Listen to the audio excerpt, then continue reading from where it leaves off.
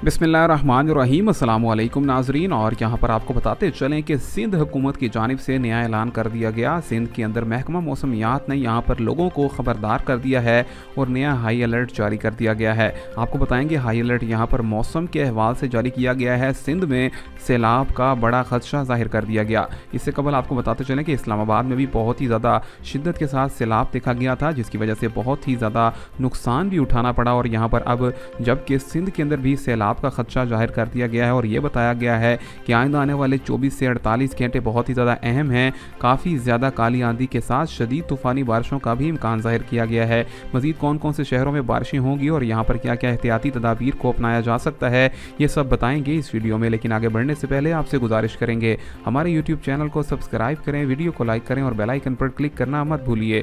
ख़वातीन और हज़रात, यहाँ पर सिंध हुकूमत ने कराची शहर के हवाले से, हैदराबाद के हवाले से और मज़ीद बड़े शहरों के हवाले से ऐलान कर दिया है कि यहाँ पर आइंदा आने वाले 24 से 48 घंटों में 350 से 400 मिलीमीटर तक बारिश का वाज़ेह इम्कान है। और ये भी बताया गया है कि मौसम के अंदर नमी का दबाव भी बरकरार रहेगा, जबकि यहाँ पर दर्जा हरारत 42 डिग्री से 46 डिग्री के दरमियान रहेगा। इसी के साथ साथ आपको बताते चलें कि पंजाब भर के मौसम के अहवाल से बताया गया है कि यहाँ पर भी काफ़ी ज़्यादा बारिशों का इम्कान है, ख़ासतौर पर लाहौर में, गुजरावाला में, सियालकोट, फैसलाबाद और इसी के साथ साथ इस्लामाबाद में भी आज शाम में बारिश देखी जाएगी, जबकि मतला जुज़वी तौर पर अबरआलूद रहेगा और इसी के साथ साथ दर्जा हरारत में भी कुछ कमी देखी जाएगी।